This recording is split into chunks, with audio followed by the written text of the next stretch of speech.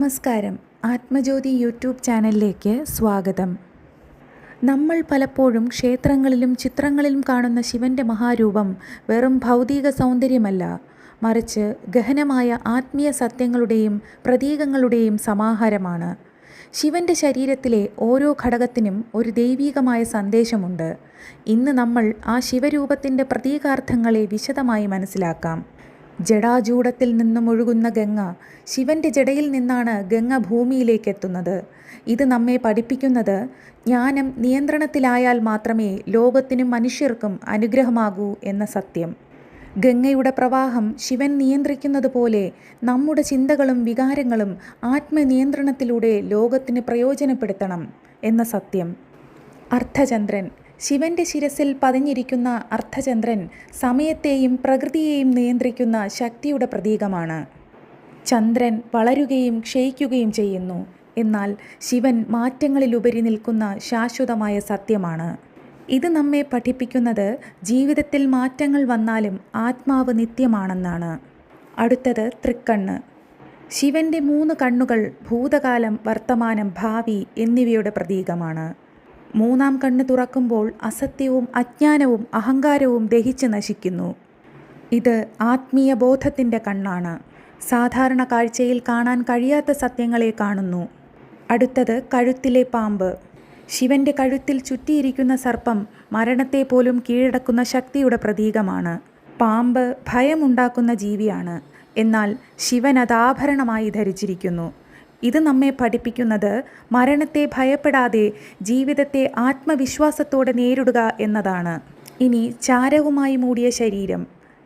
ശ്മശാനത്തിലെ ചാരവുമായി ശിവൻ്റെ ശരീരം മൂടിയിരിക്കുന്നു. ഇത് നമ്മെ ഓർമ്മപ്പെടുത്തുന്നത് ലോകത്തിലെ എല്ലാം നശ്വരമാണ്, സ്ഥിരമായ ഒന്നുമില്ല. ആർജിക്കുന്ന സമ്പത്തും ഭംഗിയും അവസാനം ചാരമായി തീരുന്നു. അതുകൊണ്ട് ജീവിതത്തിൻ്റെ ലക്ഷ്യം അമൃതമായ ആത്മസത്യത്തെ തേടുക എന്നതാണ്. ശിവൻ്റെ കയ്യിലെ ചെറിയ മൃദംഗം, അതായത് ഡമരു, അത് മുഴങ്ങുമ്പോൾ ഉൽപ്പന്നമാകുന്ന നാദം സൃഷ്ടിയുടെ ആദിനാദമാണ്. ലോകം മുഴുവനും ഈ നാദബ്രഹ്മത്തിൽ നിന്നും ജനിച്ചു. ഡമരുവിൻ്റെ സ്പന്ദനം സൃഷ്ടി, സ്ഥിതി, ലയം എന്ന 3 ഘട്ടങ്ങളെയും പ്രതിനിധീകരിക്കുന്നു. ശിവൻ്റെ ത്രിശൂലം ഇച്ഛാശക്തി, ജ്ഞാനശക്തി, ക്രിയാശക്തി എന്നീ 3 ശക്തികളുടെയും ഐക്യമാണ്. ഇതുകൂടാതെ സത്വം, രജസ്, തമസ് എന്നീ ത്രിഗുണങ്ങളെയും നിയന്ത്രിക്കുന്നു.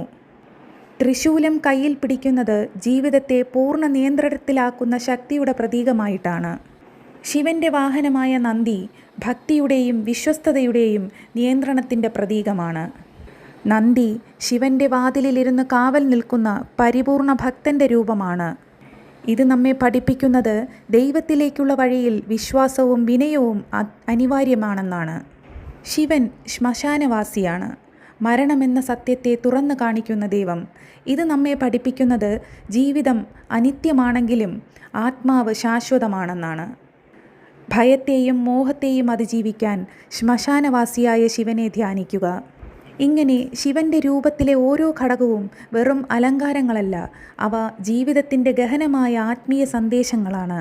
ശിവനെ ആരാധിക്കുന്നത് ഭയത്തെയും അജ്ഞാനത്തെയും മാറ്റി ജ്ഞാനത്തിൻ്റെ പ്രകാശത്തിലേക്ക് നമ്മെ നയിക്കുന്നു.